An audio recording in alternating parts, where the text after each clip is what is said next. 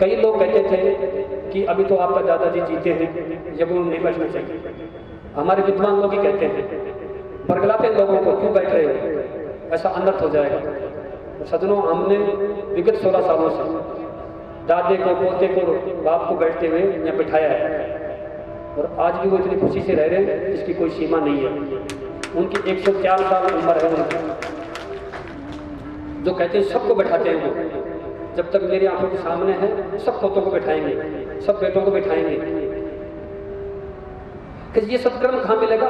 इतने बुजुर्ग होकर के इतना उनका ज्ञान के चक्षु खुल गए हैं, और रोज वो मत्था टेकते हैं। मैं दिख जाता हूँ तो कम से कम 20 बार मत्था टेकेंगे। मैं कहता हूँ कि क्षमा मांगता हूँ उनसे, बाबा आप बहुत बड़े हैं, मेरे गुरु जी के समतुल्य हैं, प्लीज आप इतनी धोख मत दिया करो, मेरे को थोड़ी सी शर्म आती है। अरे भाया, वो गुरु जी कह गया था कि इस सिर को ऊपर मत उठाना। देखो एक बुजुर्ग क्या कह रहा है, 104 साल की उम्र में आकर के भी, जबकि उसका बचपन बहुत खतरनाक बीता था। सूरों का मांस खा करके, दारू पी करके, मीणा समाज से होकर के, तुम जानते फिर कैसे कैसे काम होते थे पहले। लेकिन जब गुरु जी की शरण पाई और उसने एक ही शब्द सुना, उसने सब कुछ त्याग दिया 1 सेकंड के अंदर, और उसकी आज 104 साल की उम्र है। और सही बात है, हमको मत्था नहीं खाना चाहिए, अहंकार में नहीं रहना चाहिए, अभिमान में नहीं रहना चाहिए। यही हमारी कमजोरी है, विज्ञान की प्रकाष्ठा नहीं है। हम अंदर से मजबूत रहें, हमारे बड़ों के आगे, बुजुर्गों के आगे, संत महात्माओं के आगे हमारा नतमस्तक होता रहे, और हम अंदर से मजबूत होते रहे। ये भाव होना चाहिए। तो सज्जनों, मैं आप सभी से जिस प्रकार से मैंने संकल्प लिया है, आप भी इस यज्ञ को हमेशा हमेशा के लिए यादगार बनाने के लिए, नहीं मिलेगा आपको यह अवसर। 1 साल तक चलाने वाला कोई भी संत महात्मा नहीं मिलेगा, मेरी गारंटी की बात है। और मैं आपको सजग होकर कर रहा हूँ कि आप चाहे कितना भी संस्थान लग जाए इसके अंदर, पैसों का धन के सिवाय कुछ नहीं होगा, मान बढ़ाई और प्रतिष्ठा के सिवाय कुछ नहीं होगा, साफे और रुमाल पहनने के सिवाय कुछ नहीं होगा। कोई धर्म नहीं है, वो अपना एक इशू और प्रतिष्ठा, विश्व रिकॉर्ड बनाने के लिए कार्यक्रम किए जा रहे हैं। हम विश्व रिकॉर्ड बनाने के लिए कार्य नहीं कर रहे हैं, हम विश्वास को मजबूत करने के लिए कार्य कर रहे हैं।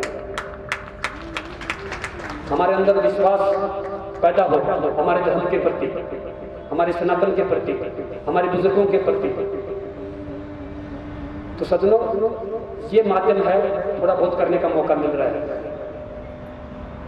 और आप भी यदि इसको हमेशा के लिए यादगार बनाते हैं, इसका कीर्ति एक यज्ञ स्तंभ लगाया जाएगा। आज तक शायद यज्ञ स्तंभ धरती पर कहीं भी नहीं लगाया। और सरस्वती की रचना के बाद में 1 साल तक, इतने लंबे समय तक, और सार्वजनिक रूप से और सभी समाजों को साथ लेकर के ऐसा यज्ञ कभी भी नहीं हुआ है और नहीं होगा।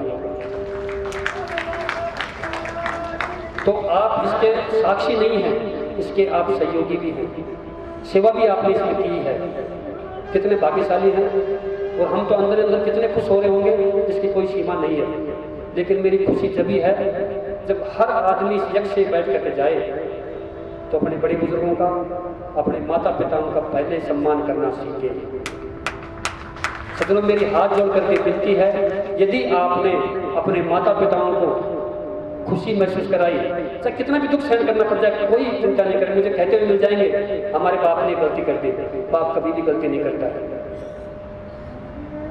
उसको पता है उसने आपको पैदा किया है और आपको वो सब कुछ दिया है जब आप कुछ जानते भी नहीं थे। तो यदि वो कुछ करता है तो शायद कुछ सोच विचार नहीं करता हो, गलत कभी भी नहीं करता है। हमें गलत दिखता है, और दोनों भाइयों के अंदर ही, उसको ये दे दिया, मेरे को ये नहीं दिया, यहाँ पर कमी बेशी कर दी मेरे लिए, उसने उसको बत्ती दे दिया। अरे उसका भाव था, उसका खुद का था, दे दिया। तू खुद नया पैदा कर, तेरे को जीवन दे दिया, इतना बड़ा बना दिया, तू क्यों खोज रहा है? मतलब हम हमारे ही सुख के अंदर दुख देखते हैं, रहते हैं 24 घंटे तेरे मेरे की। बस घर के अंदर लड़ाई होती रहती है, और हर घर के अंदर ये लड़ाइयाँ हो रही हैं। जब एक राजा रामचंद्र, उसको क्यों कहा गया मर्यादा पुरुषोत्तम, पुरुषों में सबसे उत्तम, क्योंकि वो मर्यादा में रह करके उन्होंने सबसे पहले भगवान रह करके अपना पिता का कहना, जब भी कहा है कि प्राण जाए पर वचन नहीं जाए, ये हमारा सिद्धांत है, ये हमारा आधार है। ये आज यहाँ क्या बोल गए, आगे जाकर 1 मिनट में क्या बोल दिया, कोई पता नहीं। और कुमाने के चक्कर में अपने भाण बेटी को भी नहीं छोड़ते हैं। मैंने देखा कई मेरे सामने से वृत्तांत आए हैं जो प्लाट खरीदवाते हैं, अपने भाण को देते हैं या किसी को रिश्तेदार को खरीदवाते हैं, उसमें पैसे खाते हैं। मतलब धंधा ऐसा भयंकर बना लिया, किसी को नहीं छोड़ पा रहे हैं इस लोभ लालच के अंदर। कदर नहीं कर रहे हमारे माता पिताओं के हम। लेकिन माता पिताओं की कदर करने का मतलब ये नहीं है कि आप अपनी पत्नी को कोसो, ये भी एक उल्टा खेल है। आएगा लड़का क्या कहेगा, मेरा माता पिताओं का ख्याल रखना, बस मेरा यही है, नहीं देख लेना। अरे भाई क्यों देख लेना, मैं भी सब कुछ छोड़ के आया हूँ, मैं भी तो। तू कौन सा छोड़ करके तू मेरे पास जाएगा, वहां मेरे घर के अंदर जाएगा, तू वहां कुछ करेगा। मतलब मेरा कहने का तात्पर्य है, विरोधाभास नहीं है कि ड्राइवर ऐसा होना चाहिए कि सबकी सुरक्षा करे, जितने भी यात्री गाड़ी के अंदर बैठे हुए हैं, और वो घर का मुखिया ड्राइवर होता है। बच्चा पढ़ा लिखा है, शादीशुदा है, नौकरी कर रहा है, तो उसको दिमाग में बैलेंस रखना चाहिए, अपनी पत्नी के भी और अपने माता पिताओं के बारे में खुद को बैलेंस करना पड़ेगा।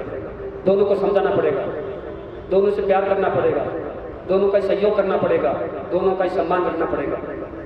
ऐसी संस्कार हमारे सनातन के अंदर है।